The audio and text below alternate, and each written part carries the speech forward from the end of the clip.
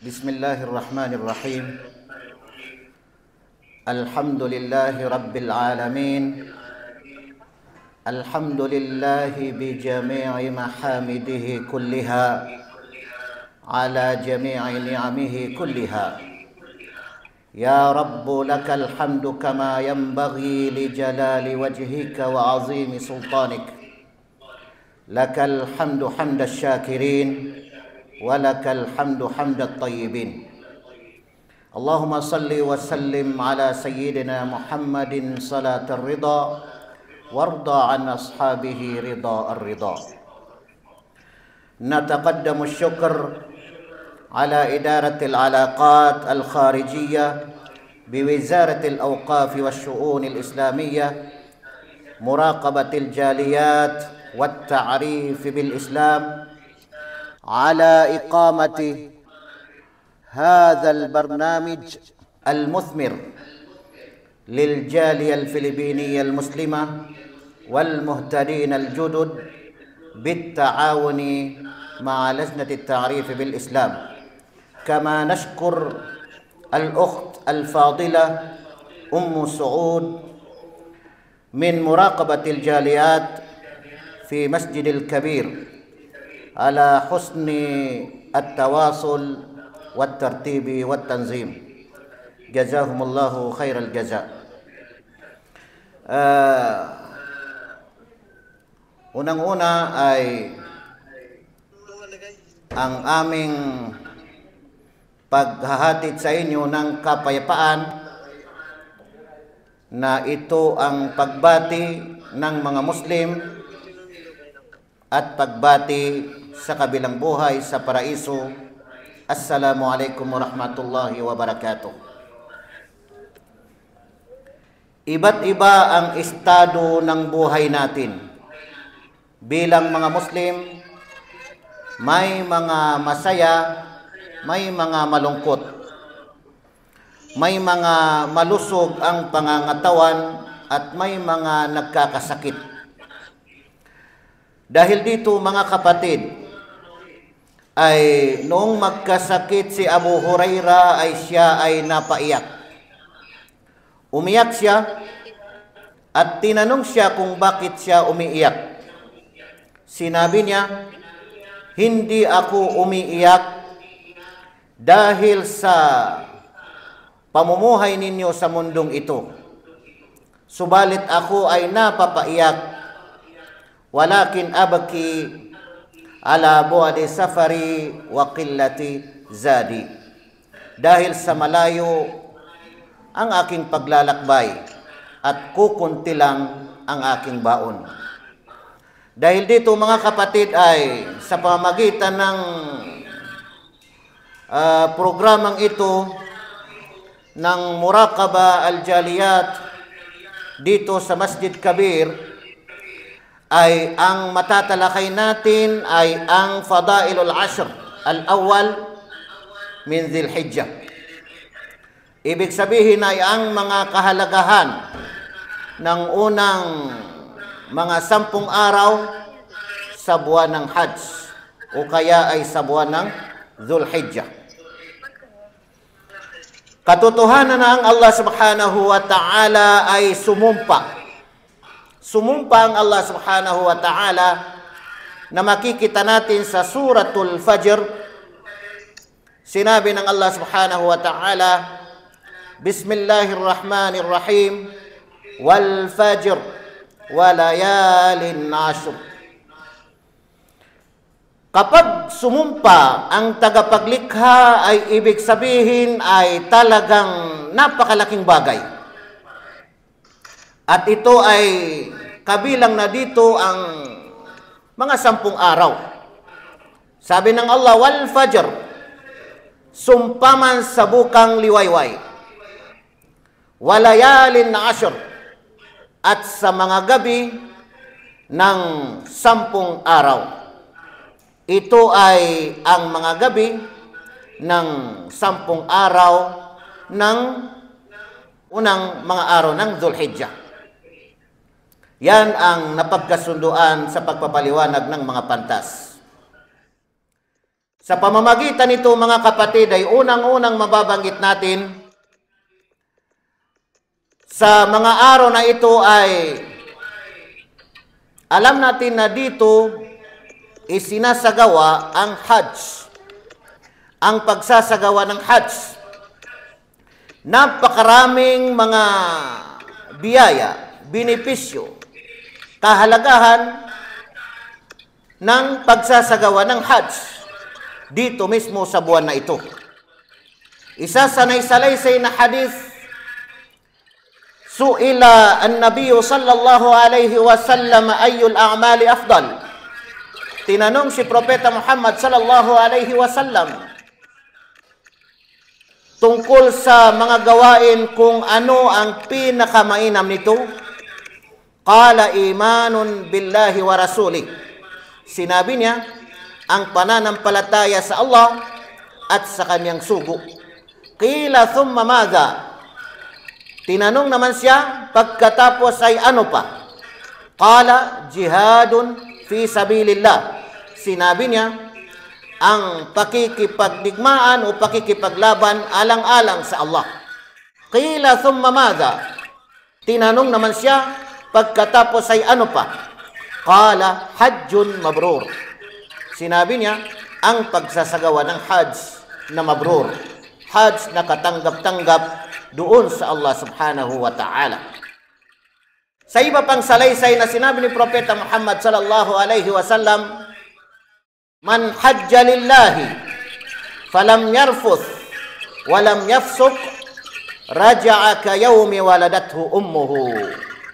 Sino mang magsagawa ng Hajj para sa Allah at sa panahon ng kanyang pagsasagawa ng Hajj ay hindi siya gumawa ng gawaing mag-asawa sa kanyang asawa o kaya anumang introduction na gawain patungo sa gawain ng mag-asawa at hindi siya gagawa ng anumang mga kasalanan. Raja'a ka yawmi waladathu ummuhu. Bumalik siya na parang yung araw na siya ay ipinanganak ng kanyang magulang. Wal hajjul mabrur laysa lahu jazaa'un illa al-jannah. Ang Hajj na mabrur ay walang gantimpala maliban lamang sa ito ay paraiso. Paraiso ang ipagkakaloob ng Allah subhanahu wa ta'ala. Pangalawa mga kapatid na mababanggit natin sa 10 unang araw na ito na buwan ng Hajj ay naririto ang pag-ayuno sa araw ng Arafah. Na ang araw ng Arafah ay sa ikasiyam na araw dito sa buwan na ito na buwan ng Hajj, sa ikasiyam na araw. Ito ay maliwanag din na itinanong kay Propeta Muhammad sallallahu alaihi wasallam tungkol sa kahalagahan ng pag-ayuno sa araw ng Arafah at sinabi ni Propeta Muhammad sallallahu alaihi wasallam, yukaffiru as-sanata al-madiyah wal baqiyah. Ibig sabihin, binubura niya ang mga kasalanan, napapawalan niya ng saysay ang mga kasalanan na isang taon na naunang kasalanan at susunod pa na taon. Ibig sabihin ay 2 taon na nabubura, napapawalan ng saysay ng pag-ayuno sa araw ng Arafah dito mismo sa buwan na ito, dito sa unang 10 araw ng Zulhijjah. Sa isa pang naisalaysay na hadith mga kapatid, sapagkat sa ngayon ay ang pinag-uusapan ay mga kahalagahan. Walang makakapagbibigay ng mga kahalagahan ng mga araw na ito maliban lamang sa ito ay matatagpuan natin sa mga hadith ni Propeta Muhammad sallallahu alaihi wasallam. Sinabi ni Propeta Muhammad sallallahu alaihi wasallam, ma min yawmin akthara min an yu'tiqa Allahu fihi 'abdan minan nar min yawmi Arafah. Wala ng araw, sabi ni Propeta Muhammad sallallahu alaihi wasallam, na higit na pinakamaraming alipin na ililigtas ng Allah subhanahu wa ta'ala mula sa impyernong apoy kaysa sa itong araw na ito na araw ng ibig sabihin ay Arafah. Kaya mga kapatid, itong araw ng Arafah dito mismo napapaloob sa 10 unang araw ng buwan ng Dhul-Hijjah o kaya ay buwan ng Hajj, na dito na kumplito ang ating relihiyong Islam, na kumplito ang biyaya na ipinagkaloob ng Allah, ang mga biyaya mula sa Allah subhanahu wa ta'ala. Kaya naman may isang lalaki na mula sa mga Hudyo na nagsabi kay Umar bin al-Khattab, sinabi niya, "Ya Amir al-Mu'minin," o pinuno ng mga mananampalataya, "ayatun fi kitabikum taqra'unaha," isang talata sa inyong aklat, sa banal na Quran, na inyong binabasa.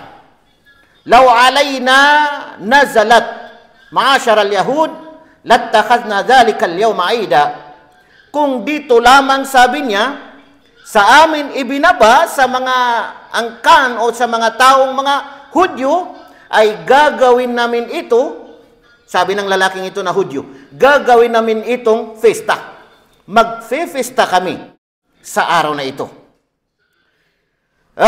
Sinabi ni Umar bin al-Khattab, ano yung talata na yun na tinutukoy mo?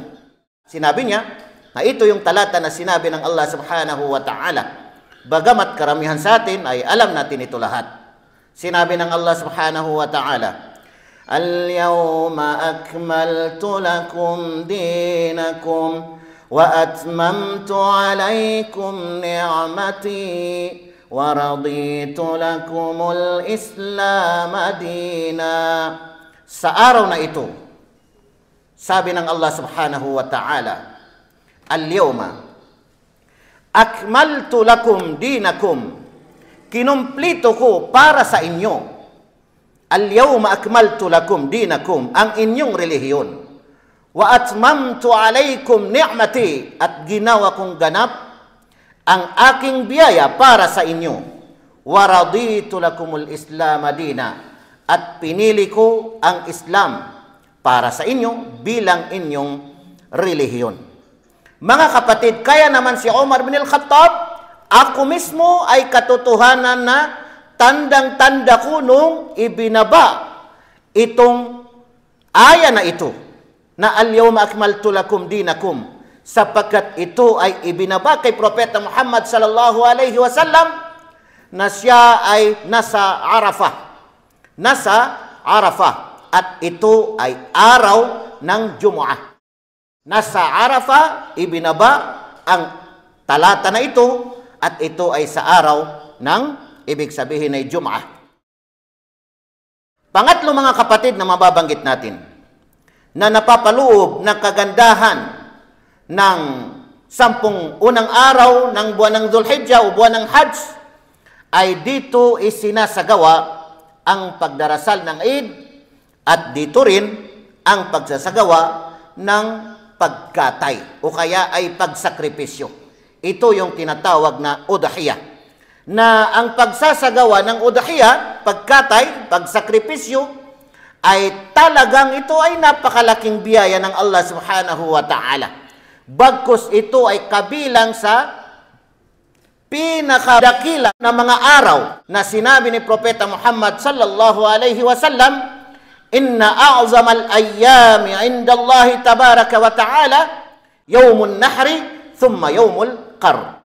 Ibig sabihin ito ay katotohanan na ang pinakadakila na mga araw doon sa Allah subhanahu wa ta'ala ay ang araw ng nahr, araw ng pagsakripisyo, at ang araw ng tinatawag na qar. Ang ibig sabihin ng araw ng qar ay yung sumunod na araw ng nahr. Kasi kung bakit mga kapatid, dahil yung mga taong nagsasagawa ng Hajj ay doon sila nananatili doon sa ibig sabihin ay Mina. Mga kapatid, nabanggit natin na sumumpa ang Allah subhanahu wa ta'ala At dahil sa sumumpa ang tagapaglikha, ibig sabihin ay talagang napakalaking bagay, mga kapatid. Kasama din dito sa araw na ito na mga nabanggit natin, araw ng Arafah at saka araw ng Nahar o araw ng Eid, ay kasama din dito ang pagsumpa ng Allah subhanahu wa ta'ala na karugtong ng talata na nabanggit natin, wasyafai wal watr. Ibig sabihin nito ay yung watr na tinatawag dito ay yung araw ng ikasyam. Yun yung araw ng Arafah. At yung syafa naman ay ibig sabihin yung araw ng Nahar na ito ay ikasampu. Wasyafai wal watr, yung watr doon ay yun yung araw ng gansal, yun yung araw ng ibig sabihin ay ikasyam, araw ng Arafah. At yung syafa ay araw naman ng tinatawag na pantay o kaya even number, na yun yung ibig sabihin araw ng ikasampu, araw ng pagsakripisyo. Mga kapatid, katotohanan na si Propeta Muhammad sallallahu alaihi wasallam ay mismo siya ang nag-witness.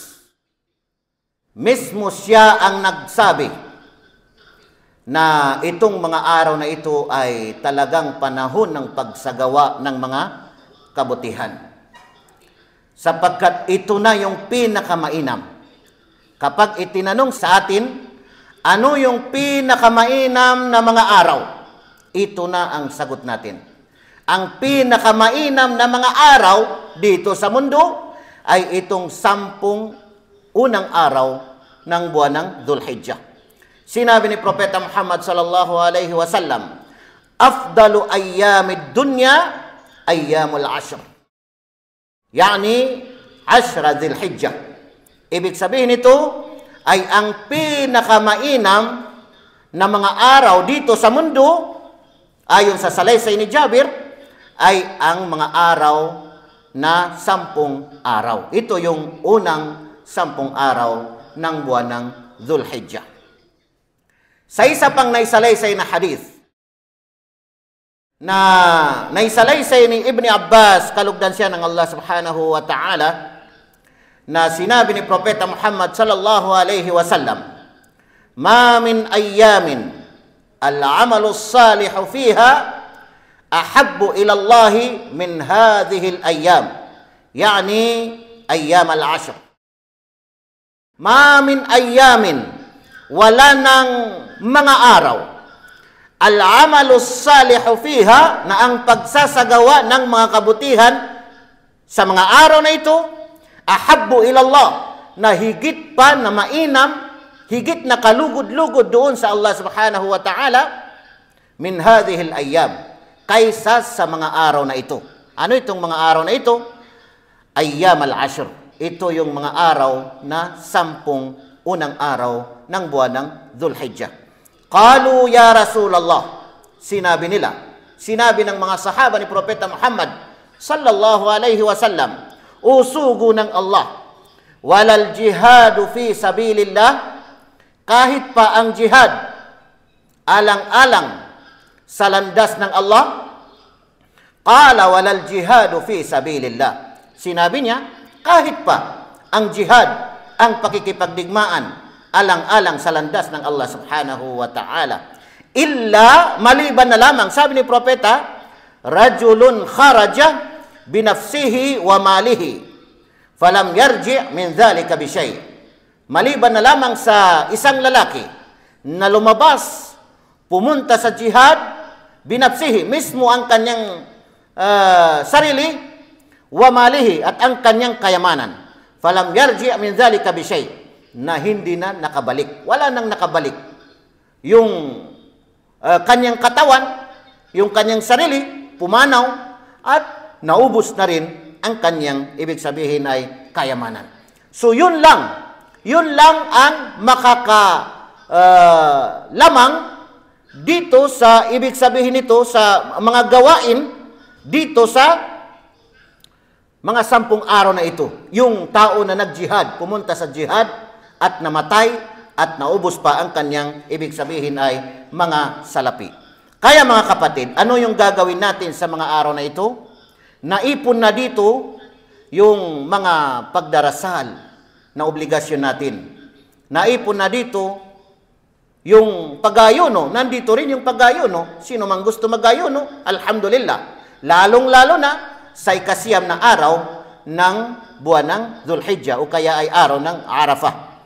Naipon na rin dito, nandito rin yung pagsasagawa ng tinatawag na Hajj at nandito rin yung pamimigay ng ibig sabihin kawanggawa at iba pang mga gawain na kalugod-lugod, mga pagsamba sa Allah subhanahu wa ta'ala. Dahil dito, dagdag dito ay ipinag-utos ni Propeta Muhammad sallallahu alaihi wasallam dahil sa ito na ang pinakamainam na mga araw at pinakamainam na rin na mga gawain pagsasagawa sa mga araw na ito ay ipinag-utos ni Propeta Muhammad sallallahu alaihi wasallam ang tatlong bagay na sinabi niya, fa'aksiru fihinna minat tahlil wat takbir wat tahmid.